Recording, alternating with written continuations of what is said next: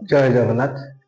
ଆଜି ଆମେ ଗୋଟେ ସାମ୍ପୁଲ ମ୍ୟାଥ ପକେଇବା ଯୋଉଟା କି ଓଟିଇଟି, ସିଟି ଏଣ୍ଟ୍ରାନ୍ସ ପାଇଁ ମଧ୍ୟ ଦରକାର, ଆରଆଇ, ଅମିନ ଏସବୁ ପୋଷ୍ଟ ପାଇଁ ମଧ୍ୟ ଦରକାର।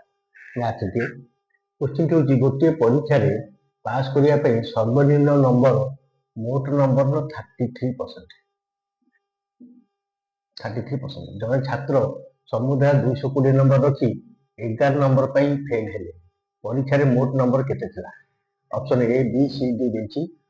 ତାହେଲେ ମୋଟ ନମ୍ବର 33%। 33% ହେଉଛି ପାସ୍। ରଖିଛି କେତେ?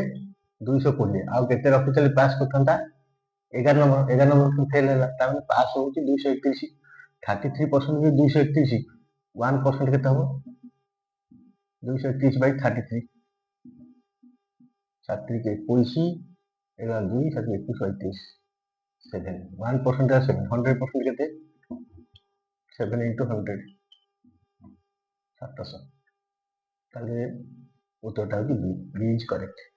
ତେଣୁ क्वेश्चन ये टाइप क्वेश्चन पढ़ी आप प्रिपेयर है। Thank you.